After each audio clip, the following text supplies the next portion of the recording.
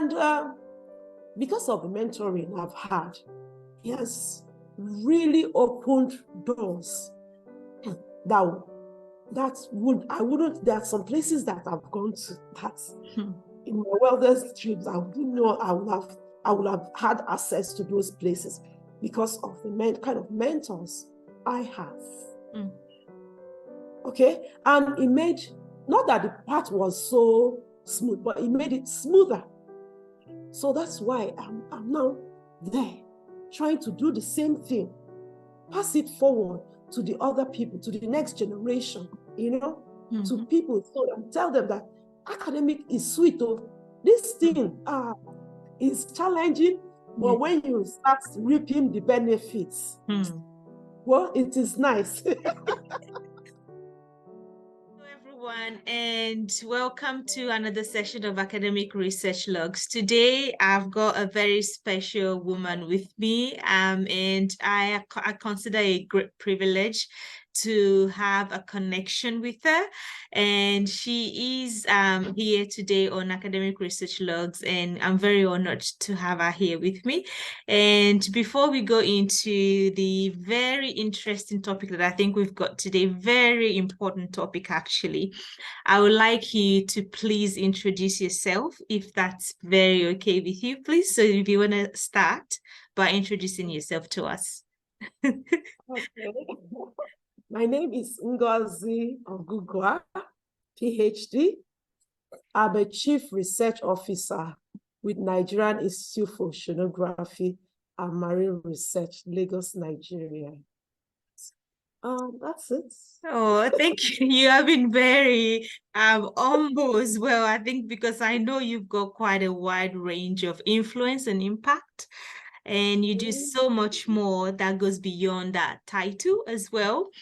But today our topic is on networking and mentoring. And I think, especially when we think about the world of academia, there's so much that we get taught in there, but I think there's a lot that's left out, like we were just talking about. But I want you to maybe start by talking about what inspired your passion for mentoring and guiding researchers, like PhD candidates, early career researchers. What's the inspiration behind your passion for this important area? Okay. Okay, I was mentored. I am still being mentored. So I know the gains of mentoring people, right? I've had informal mentoring, and I've had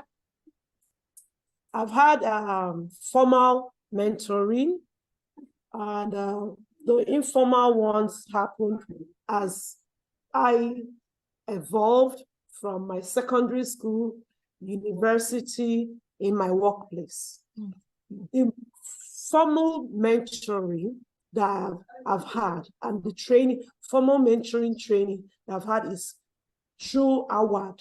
AWAD is African Women in Agricultural Research for Development.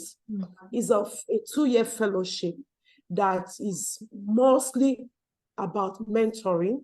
That in the fellowship, in the first year, it has a tripod thing. In the first year, a mentor mentors the fellow.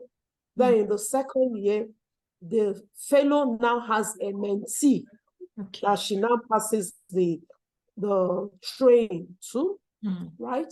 So in the first year, we're exposed to mentoring modules, how to science skills, composure, how you carry yourself, how you comport yourself. And when you get to conferences, what you're meant to do, networking and all those skills, all those soft skills that nobody teaches you in the university. That's very true.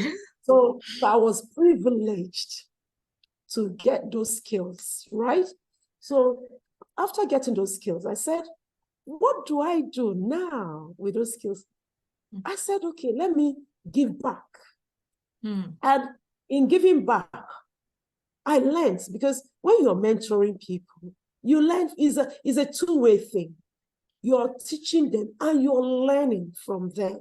You understand?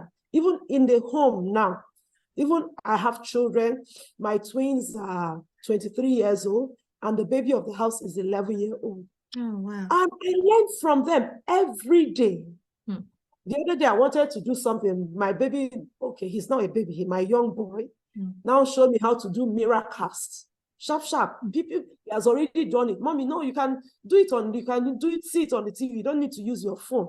You know, these are things that people do, you know. And because of the mentoring I've had, he has really opened doors that there are some places that I've gone to that in my wildest trips, I didn't know I would have had access to those places because of the kind of mentors I have. Okay, and it made, not that the path was so smooth, but it made it smoother. So that's why I'm now there, trying to do the same thing, pass it forward to the other people, to the next generation, you know, to people, so tell them that academic is sweet. Oh, this thing is challenging, but when you start reaping the benefits, well, it is nice. And I think, you know, that's one thing that I actually admire you about you, Ma. And in the short period that I've been privileged to actually connect with you, I know a lot of the times people try to focus on a lot of the things that, yes, we know that the challenges are there, honestly, but most times we don't hear the good stories. We don't see the rewards. People don't highlight some of those benefits. But I think that's something that I've seen, and I look forward to that, you know, there are benefits, there are rewards, you know, and there's ways of getting there. And I think that's what you show us, isn't it? Thank you so much for actually starting with that explanation for us, and that's so good to hear. But I also maybe wanted you to talk about what are the rewards. I know you said you've been able to step into places that maybe would have even been in our widest imagination, but what are some of these rewards? If you can give us some examples, it would be great. Okay, let me see. Okay, the latest one is the one I got yesterday, this week, was a letter from one of my friends, nice, a friend and a mentor too. He says, Ngozi, would you like to be part of the West African Symposium on, what's it called again? Well, they are doing a symposium sponsored by the National Geographic Society. When I saw it, I said, okay, I'll see if I can be part of it. Now she sent me an email and said, can you come here and talk to us about what you've been going through, challenges, networking, and what we are actually talking about now. But if not, I'm going to be funded. And I love that phrase, fully funded. Yeah, that's what we love to hear. Fully funded. You're sharing information, you're doing something you love doing, you're being paid to do it. I mean, so that's awesome. Then another one is okay, next year I'm the vice chair for representing a professional body, Association for the Sciences of Limnology and Oceanography. Wow. So I'm the vice chair representing that association at the Ocean Sciences meeting that's going to take place next year. Wow, that's amazing. And this is the biggest, when I say the biggest ocean science meeting. Okay, they call it conference. They call it meeting. We call it conference, right? Okay, yes. So imagine organizing something that about 5,000 people are going to come. Wow. So every month we have meetings, at least 1 hour meeting, Zoom meeting to talk about the organization. Then you have the behind the scene things, collaborating and all that. And it's an awesome networking opportunity. Right? So these are some of the things that one gets I just came back from Kenya last week. I went to do a storytelling, inspiring storytelling of agriculture. Well, talking about mentoring again, this is mentoring. So I went there. I was invited by Howard to come and share my journey, mentoring journey, fully funded as usual. Yes. And it was so nice. And one thing I loved about is that I got to share the stage with my teachers. Yes. It was so humbling. It was so humbling, tell my story of how from being a fellow, I'm now a mentor. I'm now mentoring other people, and people are still mentoring me while I'm mentoring others. Sharing networking opportunities is so great. Thank you. Wow, that's really good to hear. Are there any challenges that you find along the way that before you get to this point, what are some of the common challenges that you found maybe that's happened in getting to this stage? Yes, there are challenges. Like everything in life, there are challenges. But I don't call them challenges. I call them stepping stones. I like that. But you have to, anything you love, you have to make out time. You have to know that for you to get to where you're going to, you have to make some sacrifices. Right? For you to have your PhD, you know what kind of sacrifices you had to do. That's true. So everything in life has, so when I see the mentoring thing, I see this person, I know I want to be mentored by. I have so many mentors. I have to work within your own time. I can write to you and say, please, can you give me, when will you be free for me? Because I know you're a very busy person. Then you will tell me this, okay, at so time. Sometimes it might not work for that time, but I have to shift other things to make out time for you. You understand? I'm going, you say, okay, come and meet me somewhere. And is the opposite part of I'll have to. But thank God for technology now. So most of the times I don't need to like travel or just a phone call or a Zoom meeting like this. Then get it sorted out. Then for my mentees, I tell them, you need to want to be mentored. I can't come and tell you, do this, do this, do this. And at the end of the day, you don't have anything to do. You won't take advice. You won't follow. You won't do what I said you would. I mean, I don't have that time. I don't have that time for you to waste. I don't even have enough time for myself. So if I tell you to do something, kindly do it. If you can't do it, tell me that, I'm sorry, I won't have the time to do it. And we'll now break it into smaller tasks. Because you need to be committed. You need to be hungry. If you don't have the hunger, I mean, it won't work. So that's it. So from listening to what you're saying, you said it's a two-way, I gather in summary, it's a two-way thing. The person has to also want to participate. It's not a forced thing. It has to be mutually, that's what you're saying, isn't it? Okay. Yes. Yeah, absolutely. But then another thing that I think is important is sometimes we hear the word mentoring, but what are the things that we need to look for when we're seeking mentorship? What's important? What are the ingredients to look for before you say, okay, I want to be mentored by this person, or I want to mentor this person in both ways? For me, I don't know, because it all depends on the individual, right? Okay. Yeah. There are certain things maybe you're a role model, or maybe you have that listening skills.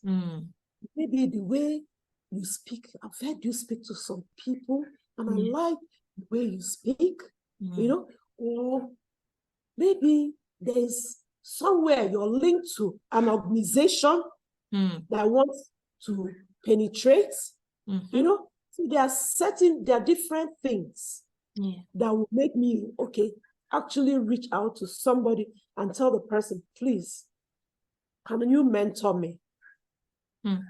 Not one what your needs are different from my own needs. Then when my mentees, how they come to me, they'll tell me, okay, that they've seen me talk, they've been in a group of how I've shared opportunities, so they want me to mentor them and all that. So I'll ask them some questions and to find out how hungry they are for the opportunity.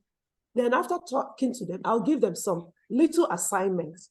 It's from their response that I'll know how serious they are. Some are very serious, some are not. There's sometimes because of maybe their stage in life, they may not have time. They may not have the time to dedicate to the mentoring journey, which I understand, because sometimes it happens to me. So I try, when I give you something, I leave it. When you are now ready again, you can come back. I'm always there. Oh, wow, that's good. So when you look at mentorship, though, what does a good mentorship look like? What would you say a good mentorship should look like? A good mentorship, I feel, should be powered more by the mentee. Okay. Not the mentor. And the mentor should have a listening ear. Be able to be empathetic and sensitive, because there are certain things, there are certain stories that one gets to hear. You know, sometimes you have to play the role of a moderator, a mediator, so many roles, you know. You have to be flexible, not rigid. That's for me as a mentor. That's what I see. It may be, like I said, it may differ from person to person. And do you find that what everyone needs at every stage, isn't it? It's different, right? And you have to be something different to other people depending on what they need. Exactly. And I think that covers that flexible that you're saying, not being rigid. But I think I also like hearing personal lived experiences as well, because I think sometimes our experiences, they have that power for us to look at other people and be able to learn and see where they are. And our experiences carry this sort of power. So I wanted to maybe ask if you can share some of your own experiences as a mentor. Do you have any examples in terms of your own experience, whether as a mentor or as a mentee as well? Because I know you've been on both sides. Do you have anything personal as an experience that you can share with us? Okay. Like in the story I shared in Kenya, I spoke about my pillars. I spoke about the pillar in the university. My professor that encouraged me, excuse me, when I was having academic challenges, how he had a listening ear and sat me down and went through my challenges one after the other and advised me on the way forward. Right? Then the second pillar I spoke about was another professor again. This one was a role model, a very successful academic. But when I finished my first degree, I was married, I already had my twins, but I didn't have any good job. He spoke to me and said, "Ngozi, why don't you go back to school and do your master's?" And I was like, he said, but I can look at him. He made his first million after his PhD. I mean, it was so encouraging. So I spoke to my parents, spoke to my husband, of course, and they agreed to support me. And I went back to school. After I got a very good result in my master's. Then after it, I now was able to get this job where I now work. And when I got to my office again, because I work with the federal government, and it was a research institute with the federal government, and you know, funds, we don't have enough funds. We're not really that well funded.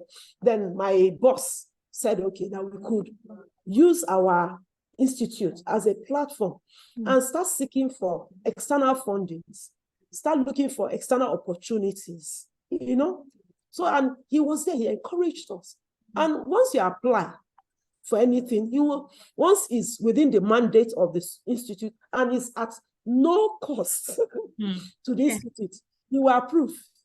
You understand? So because of it, even, can you imagine me? There is something that if you're an oceanographer, you must sail. You must go on a research vessel. And once you sail, and you cross the equator, you're already established. And I was, because of this man and his encouragement, I was able to apply. And I was part of Floating Summer School in 2015. And I sailed from Germany to South Africa on Atlantic Ocean for 1 month. Wow. And carried out so many oceanographic research activities.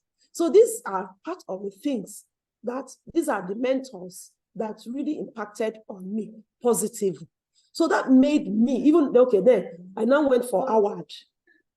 Howard now, polished the product and made it, gave me all the skills, the networking, the opportunities, and it was Howard that sponsored me to my first ocean sciences meeting. And after that, I now joined ASLO. And when I joined ASLO, an opportunity came up for me to become a student board member. And I was the first African to become a student board member then. And because I'm from Africa, I had to speak for my people. And during my own tenure, we made it through the board. They supported me. We now have 10 travel brands for people from developing countries. Yes, every ASLO meeting, 10 students. Once you're in the students, once you're an ASLO student, a registered ASLO student, you have that opportunity, you apply 10 every year. So that was one of my greatest achievements there. So when I finished and I came out, I joined them again. I'm now in the early career committee of the same association, because I have to give back. They've been so supportive. Through them, the network, I've been able to key into some grants, into some opportunities, So these are the things I tell people. You have to, when you're networking, network well, belong to a professional bodies and be active, volunteer. These things really, really, really help. Then for my mentees, I encourage, look for opportunities. It worked for me, so it will work for you. And I'm so happy to say, even my colleagues that I mentor, they have, in short, in the office, they say, these are Ngozi's children. Ngozi's, they know them. Ngozi's mentees. Yeah. And when they see me, doc, everybody does. And they are really, I am so proud of them. They have really come a long way. They have gone for at least nothing less than 2 international trainings, and a lot of them go for cruises too. So they are established oceanographers. So that's it. Then for the undergraduates that I mentioned, I know one is now an Erasmus Mundus scholar. He's, Erasmus Mundus, he will do his master's, I think, in 4 countries. Wow. So he's not, yes, in 2 years, he'll go and study in 4 different countries. He has finished with one country. He's in the second country. I think by next month, he'll go to the 3rd country. And I'm so proud of this young man. Wow. I'm so proud of him. I had to bring him in to speak to because I have this WhatsApp group where I put all the undergraduates and all of them, they're all together. So I had to bring him to speak to them. And after he has spoken to them, all those people were so, they were motivated because some of them know him. And when you see somebody that succeeding, you say, it's not something in the air, it's not abstract, it is real. So that's how I try to motivate them. Thank you so much. That's so good to hear all the work that you've been able to do. And held on to something that you said about giving back, because you knew that you had that shoulders to stand on, and now you're allowing others to stand on your shoulders as well, and giving back to the next generation, and hopefully you're creating, like you said, that family that's coming after you, and creating opportunities and more chances for others as well. And I think that's just absolutely wonderful. Thank you for everything that you're doing.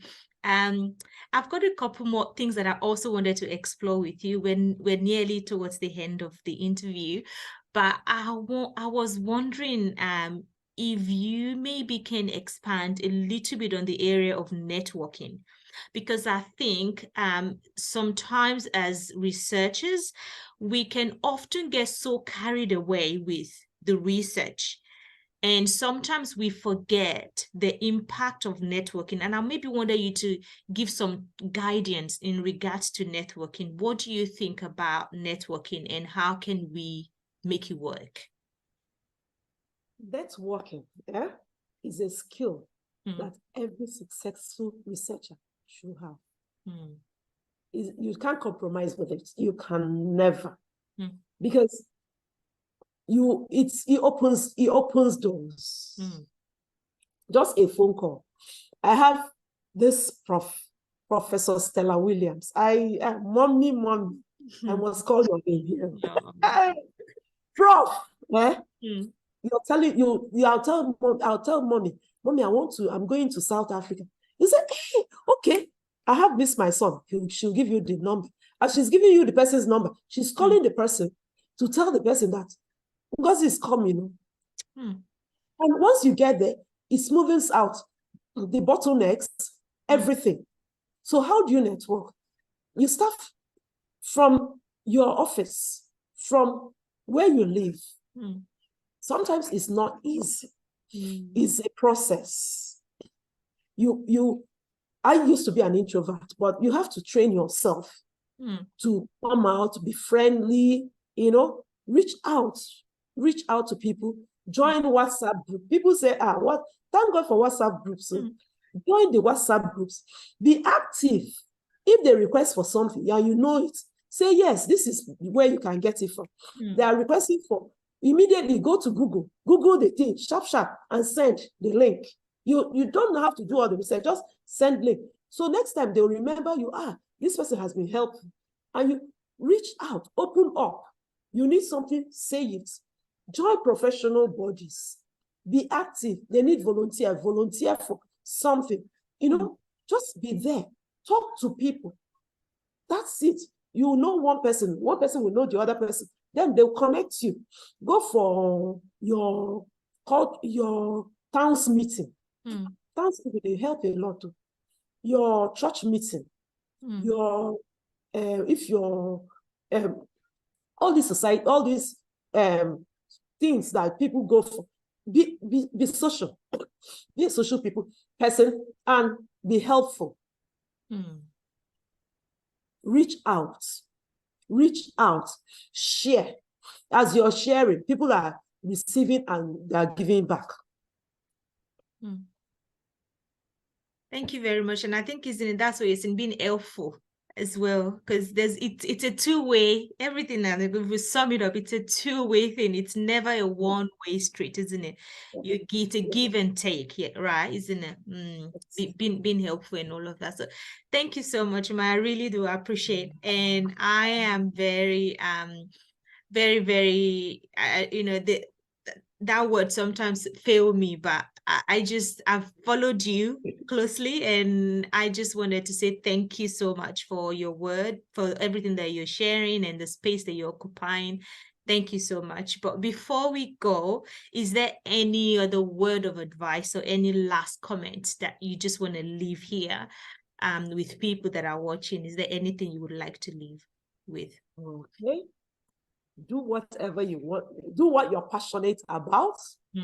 And enjoy yourself while you're doing it, please. It's not all about academics. Make out time for yourself. Look good. Feel good. Take care of yourself first. Take care of yourself, your health, Amen. your well-being, and it will show to the world. Thank you. Thank you so much. I appreciate your time. Thank you. Thank you for your time. Thank you. You're welcome.